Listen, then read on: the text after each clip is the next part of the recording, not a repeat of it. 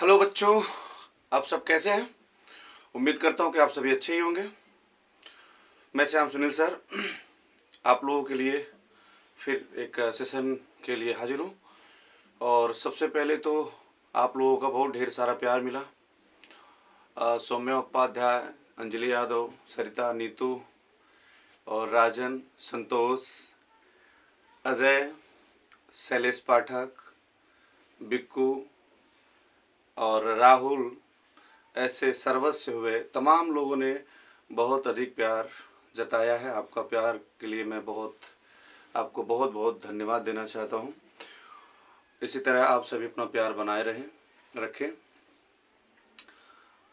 आज का जो हमारा टॉपिक्स होगा, कुछ बच्चों ने कमेंट्स किया था कि सर थोड़ा सा हम ये टॉपिक्स होना चाहिए और नरेशन के लिए, नरेशन के टॉपिक्स पे हमें थोड़ा क्लास लेना था।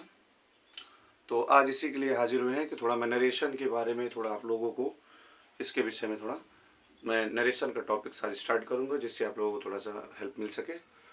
तो आई होप 1 मिनट खिदमत के लिए।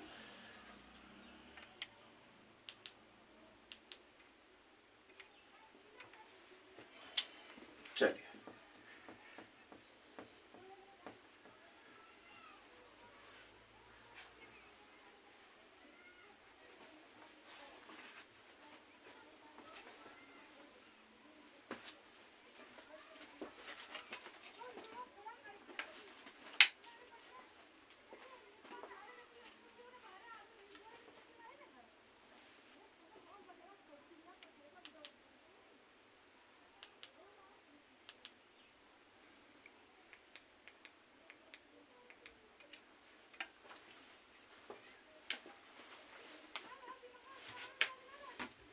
चलिए अब ये सेशन स्टार्ट करते हैं नरेशन का। देखिए, जो हमारा नरेशन का टॉपिक्स है, नरेशन, नरेशन को हम स्टेटमेंट भी कह सकते हैं। स्टेटमेंट यानी नरेशन या तो स्टेटमेंट, और दोनों का मीन्स होता है कथन। ध्यान रखना, नरेशन यानी कि जो हम आपस में बातें करते हैं, जो स्टेटमेंट हम बोलते हैं, एक्चुअली वही नरेशन है। अब नरेशन में दो तरह के होते हैं। नरेशन एक डायरेक्ट होता है और एक इनडायरेक्ट होता है। तो डायरेक्ट की क्या बात होती है, डायरेक्ट और इनडायरेक्ट में डिफरेंस क्या होता है, एट फर्स्ट यही समझना जरूरी होता है। तो डायरेक्ट वो होता है कि जिसमें मान लीजिए दो लोग हैं, किसी दो व्यक्तियों का हम मेंशन कर देते हैं कि जहां पर मान लीजिए एक आदमी ये है, ठीक है, और एक आदमी ए है। एक स्पीकर ये है, दूसरा स्पीकर ये है। अब बातों को जरा समझना, यह पहला मान लीजिए है और यह दूसरा है। तो कहने का मतलब यह है, अगर कोई शब्द या वाक्य कहता है, कोई सेंटेंस बोलता है या क्लॉज बोलता है, जैसे ये मान लीजिए कह दिया कि मैं खाना खा रहा हूं, मान लीजिए सपोज दैट इसने यह सेंटेंस बोला। तो जब ये वाला जो दूसरा है, जब यह दूसरे किसी तीसरे व्यक्ति से मिलेगा और जब कहेगा इस वाक्य को, तो ये क्या बोलेगा? अगर इसी की बात को ये भी कह दे कि मैं खाना खा रहा हूं, तब तो डायरेक्ट हो जाएगा, क्योंकि जो इसने बोला वही इसने भी बोल दिया। यानी जो शब्द यह बोल दिया वही यह भी बोल दिया, इसका मतलब डायरेक्ट हो गया। जैसे इसने कहा मैं खा रहा हूं और ये भी कह दे मैं खा रहा हूं, तब तो सेम वर्ड हो गए, तो इसीलिए सेम सेंटेंस हो गए। इस वजह से इसको हम क्या बोलते हैं? डायरेक्ट। लेकिन इसके कहे हुए बातों को यह अपने शब्दों में कहे। जैसे अगर ये तीसरे से कहेगा तो क्या कहेगा कि यह कहेगा कि वह खाना खा रहा था। ये आपका इनडायरेक्ट हो गया, क्योंकि उसी बात को नहीं कहा। यानी बात तो इसी को कहा कि खाना खा रहा, लेकिन इसने कहा था मैं खा रहा हूं, और इसने क्या किया कि वह कह रहा था कि वह खा रहा था, है ना। तो इसी को बेसिकली हम इनडायरेक्ट बोलते हैं। डायरेक्ट का मतलब, अगर आपने जो पहले वाले ने कहा, अगर वही दूसरे वाले ने भी कह दिया, सेम वर्ड सेम सेंटेंस, तो ये समझ लीजिए कि उसको हम क्या बोलते हैं, डायरेक्ट, क्योंकि कहते हैं डायरेक्ट बोल दिया, तो जो उसने बोला वही मैंने भी बोल दिया। लेकिन इनडायरेक्ट का मतलब क्या होता है कि जब हम उसकी बातों को, सेंस वही निकलना चाहिए लेकिन उसकी बातों को अपने हम शब्दों में कह दें, है ना, उसको हम इनडायरेक्ट कहते हैं। डायरेक्ट अगर होगा तो सेम शब्द होंगे, लेकिन अगर इनडायरेक्ट होगा तो अपने बात तो मैं वही कहूंगा लेकिन उसको अपने शब्दों में कहूंगा, इसलिए इसको हम क्या बोलते हैं, इनडायरेक्ट। तो आई होप ये समझ में आया होगा। डायरेक्ट जो सेम हम बोलते हैं और इनडायरेक्ट अपने शब्दों में हम सेंटेंस वही बोलते हैं लेकिन व्यक्त करते हैं। चलिए देखिए, नरेशन, नरेशन दो प्रकार का होता है आपका, नरेशन दो प्रकार का, एक डायरेक्ट, डायरेक्ट और दूसरा इनडायरेक्ट। अब ध्यान रखिएगा, डायरेक्ट मैंने वही बताया ना कि जो हम सीधे बोल देते हैं, और इनडायरेक्ट क्या होता है कि जो इसी की बात को, पहले वक्ता जो हमारा पहला स्पीकर होता है उसी की बात को कहते हैं लेकिन अपने शब्दों में कहते हैं, सेंस वही निकलता है, तो ये हमारा क्या हो जाता है, इनडायरेक्ट। अब अगर हम डायरेक्ट और इनडायरेक्ट की जो थोड़ा सा बनाने की बात अगर करें तो सबसे पहले आपको जानना ये पड़ेगा कि कंजंक्शन। देखिए सेंटेंस कितने प्रकार के होते हैं, types of sentence, types of sentence, types of sentence. Sentence कितने प्रकार के होते हैं, तो देखिए सेंटेंस का जो प्रकार है वो कितने प्रकार का होता है, 5 प्रकार का। यानी पहला असर्टिव, क्या, असर्टिव सेंटेंस। दूसरा interrogative sentence, interrogative sentence. And तीसरा इंपेरेटिव सेंटेंस, इंपेरेटिव सेंटेंस।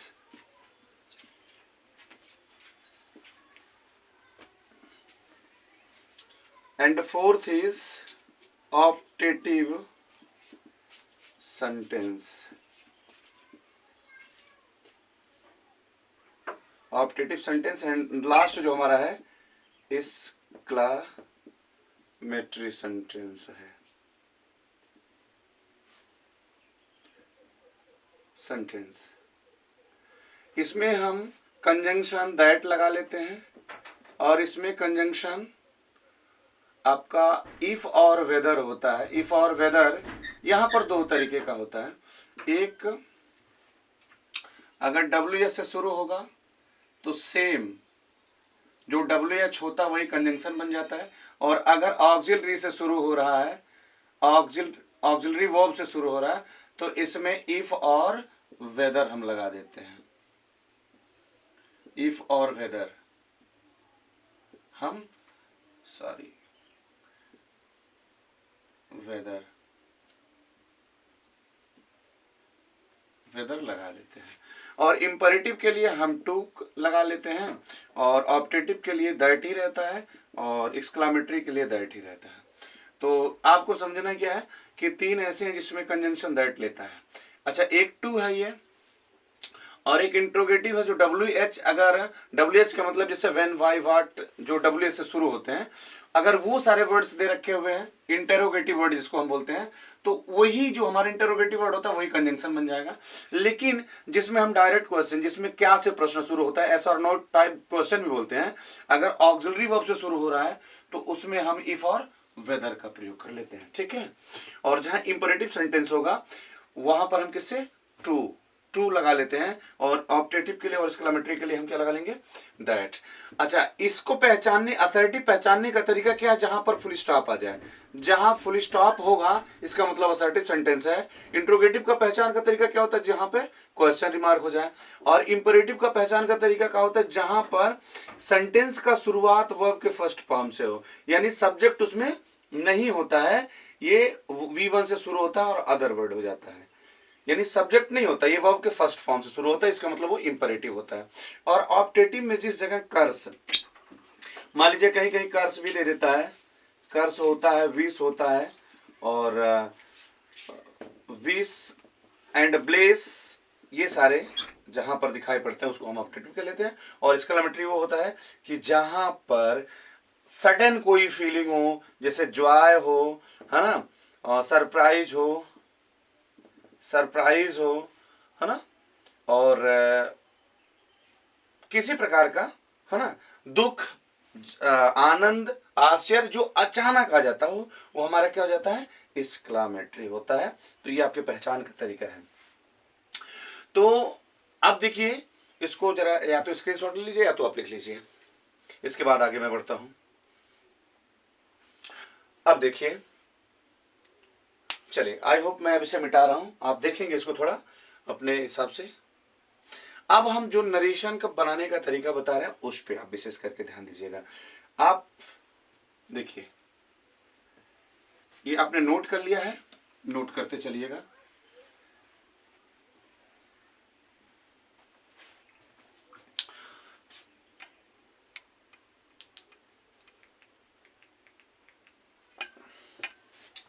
देखिए, यहां पर सबसे पहले हमने तो कंजंक्शन असर्टिव को अगर आप बनाते हैं, असर्टिव, ध्यान रखना, असर्टिव सेंटेंस या किसी भी सेंटेंस को बनाते हैं, कोई जरूरी नहीं असर्टिव की ही बात हो, मेरी बातों को बहुत ध्यान से सुनिएगा। यहां पर असर्टिव को मैं हटा देता हूं, एक चीज और आ जाता है यहां पर, जो सन, मतलब एक रूल होता है, यस ओ एन, जी, यस ओ और एन के फॉर्मूले पे चलता है। एस बराबर होता है सब्जेक्ट, एस बराबर subject, O is equal to object, and N is equal to no change, no change. अब ध्यान रखिएगा, यहां पर इंग्लिश में 3 पर्सन होते हैं, एक फर्स्ट पर्सन होता है, फर्स्ट पर्सन, और एक सेकंड पर्सन, और एक थर्ड पर्सन। जरा बात को समझ लेना, वो कंजंक्शन आपने नोट कर लिया होगा, वो अलग, इसको थोड़ा सा आप अलग देखिएगा। फर्स्ट पर्सन हमारा आई और वी, ये दो वर्ड इंग्लिश लैंग्वेज में, ये दो वर्ड इंग्लिश लैंग्वेज में फर्स्ट पर्सन है, और यू हमारा जो है वो कौन सा पर्सन है, ये सेकंड पर्सन। केवल एक ही वर्ड पूरी इंग्लिश लैंग्वेज में, सिर्फ एक ही वर्ड है, ये सेकंड पर्सन है, और दूसरा कोई सेकंड पर्सन नहीं है। और ये पहला आई और वी, ये केवल फर्स्ट पर्सन है, केवल 2 वर्ड, और बाकी कोई नहीं है। इन 3 वर्ड को छोड़ करके दुनिया का कोई भी वर्ड या किसी भी पूरी लैंग्वेज में, इंग्लिश लैंग्वेज में कोई भी वर्ड लिखा जाएगा वो सारे थर्ड पर्सन ही होते हैं। जैसे आप ही लिख लीजिए, सी लिख लीजिए, इट लिख दीजिए, दे, या नेम वगैरह, आदमी का नाम, जानवरों का नाम, वस्तुओं का नाम, कुछ भी, यानी इन 3 वर्ड को छोड़ करके बाकी सभी क्या होते हैं, थर्ड पर्सन होते हैं। ये क्लियर हो गया होगा ना।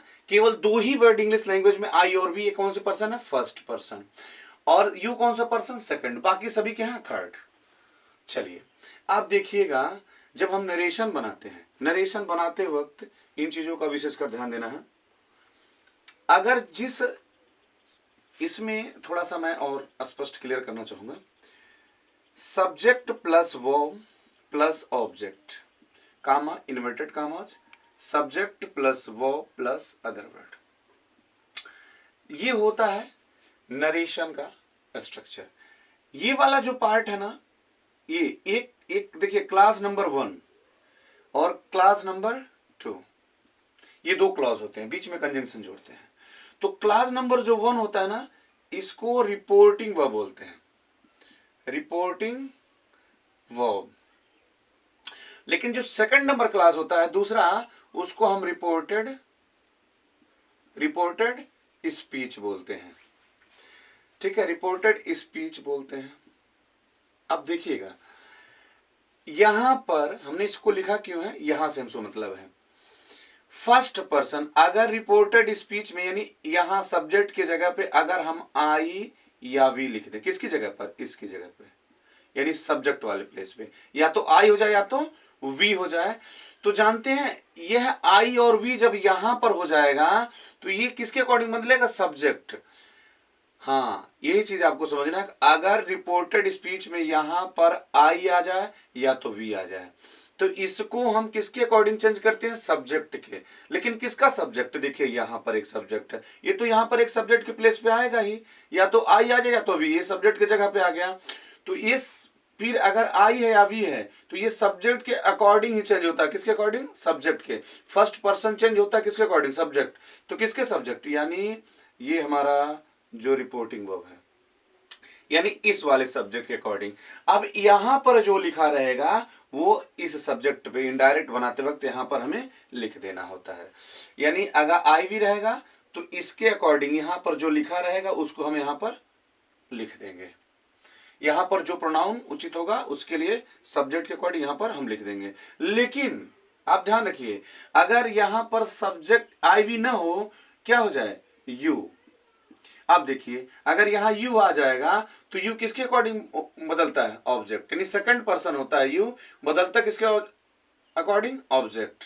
तो यहां पर देखिए ये आई भी होने पे सब्जेक्ट के अकॉर्डिंग चेंज हुआ, लेकिन अगर वी हो गया, यू हो गया, तो यू किसके अकॉर्डिंग चेंज होता है? ऑब्जेक्ट। तो यानी यहां पर जो लिखा होगा ऑब्जेक्ट, उसको मैं यहां पर उसका सब्जेक्टिव कैसे नहीं, मी यू या हिज, जो भी कुछ लिखा होगा, हिम लिखा हो, आज लिखा हो, तो उसी प्रोनाउन में उसी का हम सब्जेक्टिव, चूंकि यहां ऑब्जेक्टिव केस होगा तो हम उसी का क्या लिख लेंगे? सब्जेक्टिव केस लिख लेंगे। यही होता है। बाकी अगर थर्ड पर्सन में कुछ यहां पर लिखा हुआ तो उसका हम चेंज नहीं करते, जो लिखा होगा उसी को हम लिख देते हैं। ठीक है, आई होप आपको ये समझ में आया होगा। अब देखिए, जब भी आप इंग्लिश को बना रहे हो, इंग्लिश में नरेशन जब भी आप कर रहे हो, तो सबसे पहले जरूरी क्या होता है, इसको मैं थोड़ा मिटा देता हूँ पुनः।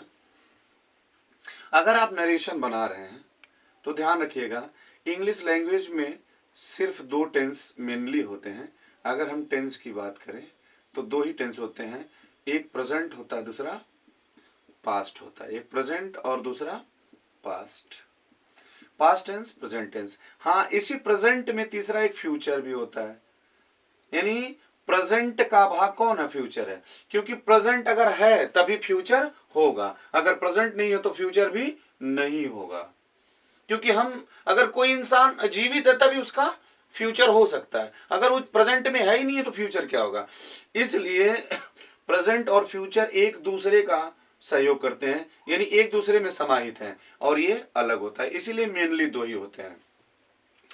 ये भी क्लियर हुआ होगा। अब जब आप नरेशन बना रहे हो तो दो क्लॉज होता है, सब्जेक्ट वर्ब ऑब्जेक्ट। ये एक क्लॉज हो गया, सब्जेक्ट वर्ब अदर वर्ड या ऑब्जेक्ट। एक ये आरवी है, रिपोर्टिंग वर्ब, और एक क्या है? आरएस है, रिपोर्टेड स्पीच। दो क्लॉज हैं, क्लास नंबर 1, क्लास नंबर 2। अब आपको ध्यान रखना है, अगर इस बीच में आप कंजंक्शन क्या जोड़े? दैट। अगर दैट जोड़ते हैं तो बस ध्यान रखिएगा कि अगर यहां कंजंक्शन आ गया, कौन सा? दैट। मान लीजिए हमने लिख दिया दैट, दैट कंजंक्शन हो गया, तो ध्यान रखना बाबू, इसके पहले अगर यहां पर आपका वर्ब पास्ट में होगा, क्या होगा? पास्ट। अगर टेंस इसका पास्ट में होगा तो इसका भी टेंस किस में होगा? पास्ट में। अगर यहां V2 होगा ना तो यहां भी क्या हो जाएगा? V2 होगा। बात समझ रहे हैं ना? आपको पैरेलल करना है, अगर इधर V2 तो इधर भी V2, अगर इधर पास्ट टेंस होगा तो इधर भी क्या होगा? पास्ट टेंस हो जाएगा। हाँ, टाइम नहीं बदलता है आपका, टाइम नहीं, केवल टेंस चेंज होता है। तो अगर टेंस पास्ट होगा तो इधर भी टेंस पास्ट हो जाएगा। अगर सपोज दैट यहाँ पर वर्ब V1 और V5 दे रखा हो, ऑब्जेक्ट दे रखा हो, इधर यहाँ कंजंक्शन आप मान लीजिए, आप दैट लगा लीजिए, तो ध्यान रखिए इधर वाला भी या तो आपका V1 और V5 होगा, है ना, या तो आप अदर वर्ड होगा, या तो आप और करके, क्योंकि प्रेजेंट को कौन, प्रेजेंट में कौन होता है? फ्यूचर। यहां पर सेल और विल वाला हो सकता है, सेल और विल के साथ V1 अदर वर्ड हो सकता है, या कैन भी हो सकता है, या मे भी हो सकता है, क्योंकि ये सारे प्रेजेंट टेंस में ही आते हैं, है ना। ये चीजें यहां पर हो सकती है क्योंकि ये प्रेजेंट का ही भाग में आता है और फ्यूचर प्रेजेंट को सपोर्ट करता है। लेकिन अगर पास्ट है, देखिए अगर यहां फ्यूचर है तो इधर प्रेजेंट हो जाएगा, V1 V5 हो जाएगा। और इधर अगर V1 V5 है तो V1 V5 भी हो सकता है और फ्यूचर भी हो सकता है, दोनों हो सकता है, क्योंकि प्रेजेंट टेंस में ही दोनों क्या है, समाहित हैं। लेकिन अगर इधर पास्ट तो उधर भी पास्ट होगा, इस बात को आप विशेषकर ध्यान रखेंगे। बेसिकली यही होता है नरेशन का एक फंडा जो मैं आपको समझाने की कोशिश कर रहा हूँ कि अगर इधर प्रेजेंट होगा तो कंजंक्शन के उधर बाद वाला भी प्रेजेंट होगा या फ्यूचर होगा, क्योंकि प्रेजेंट को फ्यूचर सपोर्ट करता है। लेकिन अगर इधर पास्ट होगा तो उधर भी क्या होगा, पास्ट होगा। आई होप ये समझ में आया होगा। आप या तो स्क्रीनशॉट ले लीजिए या तो लिख लीजिए। चलिए मैं अब इसको रफ कर रहा हूं, मिटा रहा हूं। देखिए अब जैसे देखिएगा, जैसे एक सेंटेंस मैं आपको बता रहा हूं,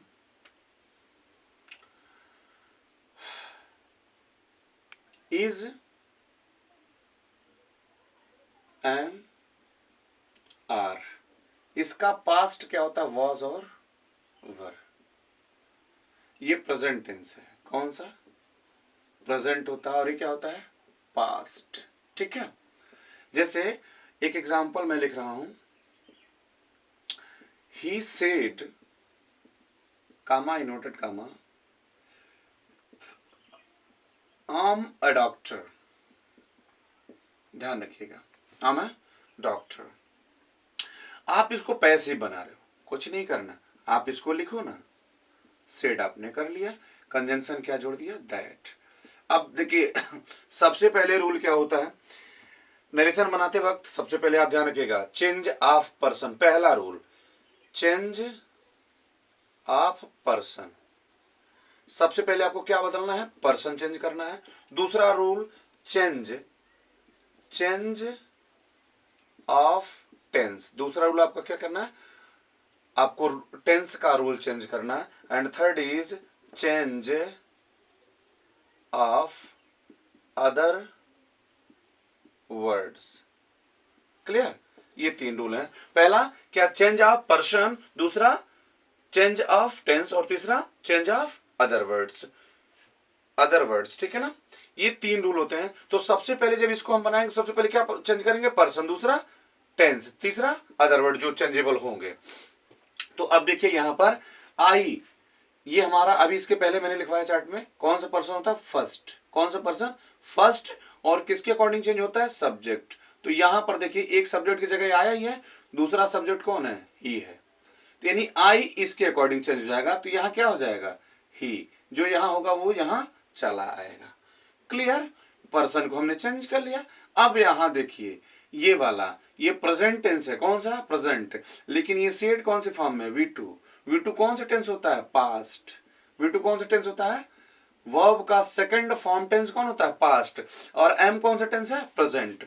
तो ध्यान रखिए जब इधर पास्ट है तो इधर क्या हो जाएगा, पास्ट ही हो जाएगा। तो एम का, अब देखिए पास्ट है ही है, तो एम का पास्ट क्या होता है, वाज और वर। तो हम ही के साथ क्या लगा लेते हैं, वाज, बस हो गया, डॉक्टर।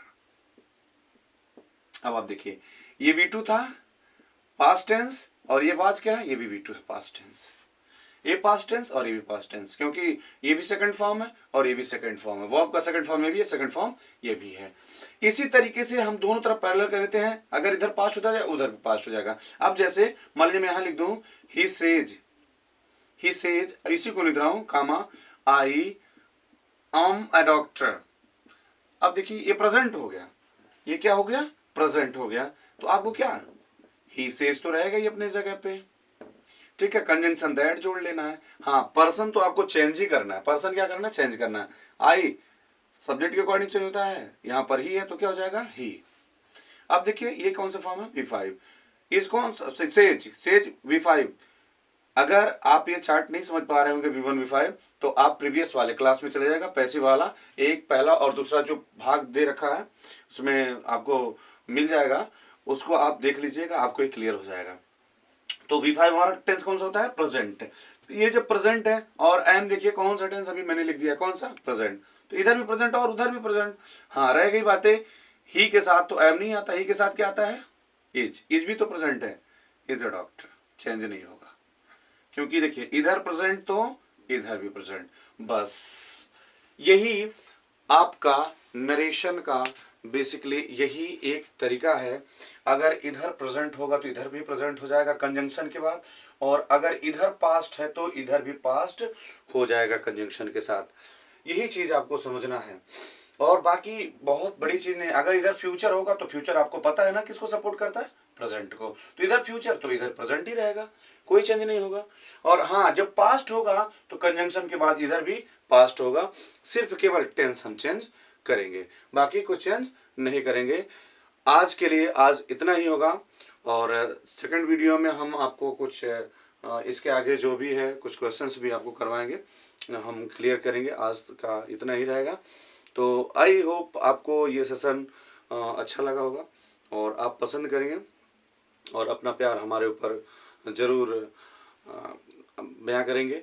और मैं ये कहना चाहता हूँ कि अगर आपका कोई क्वेरी या पर्सनल कोई कमेंट है या कुछ भी है जो सजेशन हो, आप हमें देते रहिए। कमेंट सेक्शन में जा करके आप उसको टाइप करिए ताकि मैं आपका कमेंट ले सकूं।